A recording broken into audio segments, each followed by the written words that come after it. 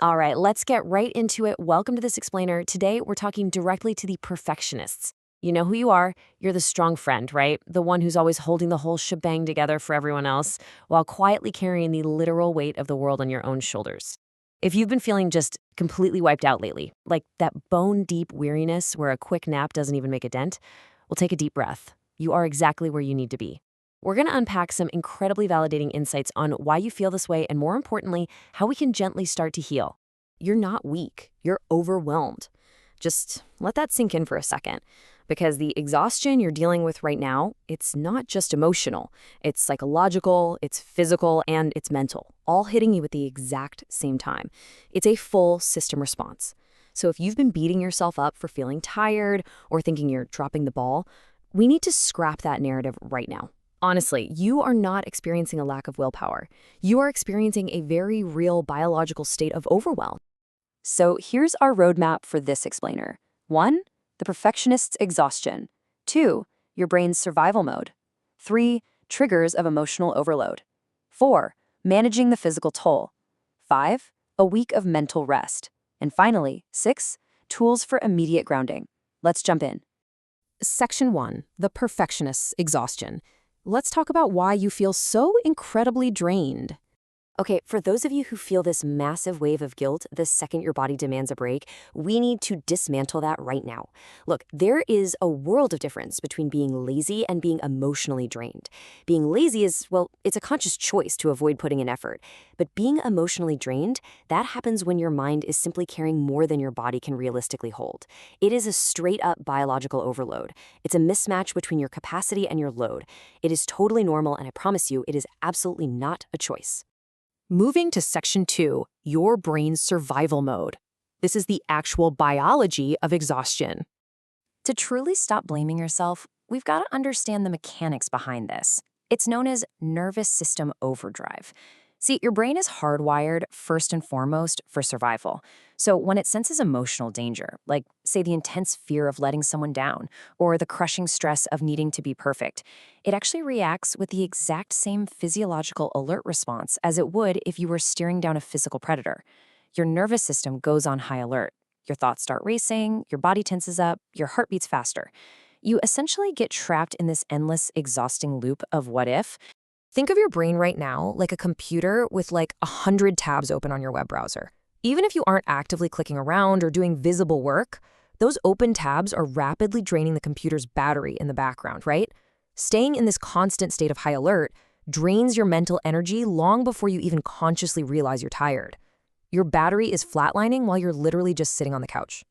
And it's all because of that heavy emotional processing running constantly in the background. Section 3, triggers of emotional overload. Let's look at how the cup actually fills up. So how do we end up with so many tabs open in the first place? Well, emotional exhaustion rarely just happens overnight. It builds up super slowly through these hidden little triggers.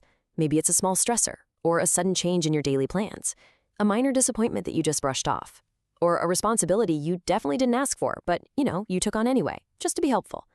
Maybe it's an unexpressed feeling you swallowed down, or a fear you kept entirely to yourself so you wouldn't burden anyone else. Your brain stores every single one of these microstressors. Slowly, the cup fills, drop by drop, until eventually it hits a point where it simply cannot pretend to be okay anymore, and that's when it overflows. All right, Section 4, managing the physical toll. Let's talk about the survival response. When that emotional overflow finally happens, man, it hits your physical body hard. And I really want to validate your physical reality here. Do any of these symptoms sound familiar? Waking up completely tired, even after a full night's sleep. Your limbs literally feeling like they're made of lead. Simple, everyday tasks like doing the dishes or just replying to an email, suddenly feeling entirely impossible. You might even feel kind of numb or disconnected, almost like you're watching your life play out on a screen instead of actually living it. Your thoughts get foggy, your memory feels weak, but here is the absolute crucial point you need to hear. Your body is not failing you, it is protecting you. When your mind is completely overwhelmed, your body hits the brakes to conserve whatever tiny bit of energy is left. It is a built-in survival response. Section 5, a week of mental rest. This is where we start small. Understanding this biological response is the ultimate key to recovery. We've got to safely, slowly signal to your nervous system that the threat has passed. And healing, It starts incredibly small. Let's look at a week-long plan.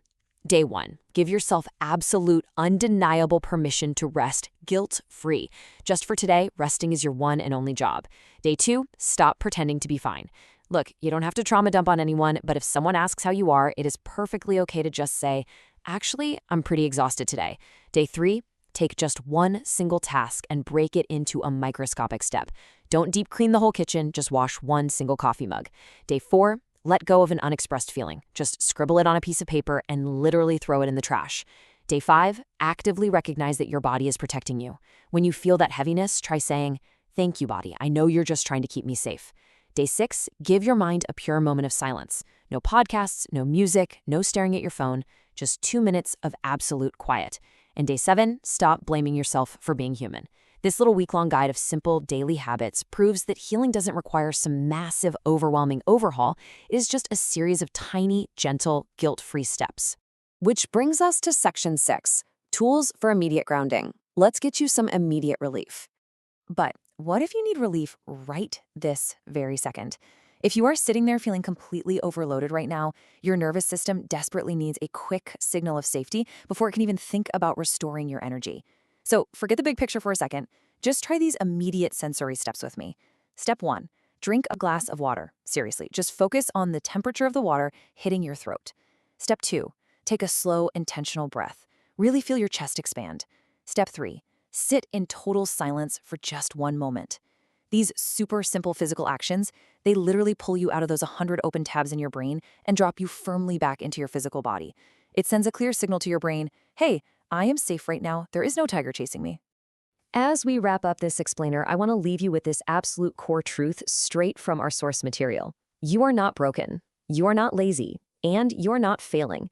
You are tired because you've been strong for way too long. You've been strong for too many people. You've probably ignored your own needs, and you've been purely surviving instead of actually living. Your mind is finally raising its hand and asking for help.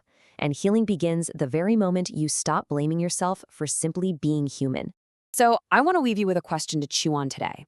What is one small step, just one tiny, gentle micro step that you can take today to stop surviving and start living? Maybe it's going to get that glass of water right now, or maybe it's finally giving yourself permission to just be tired for the afternoon. Whatever it is, take that step with immense compassion for yourself. Thank you so much for joining me for this explainer, and remember, it is more than okay to put the weight down for a while.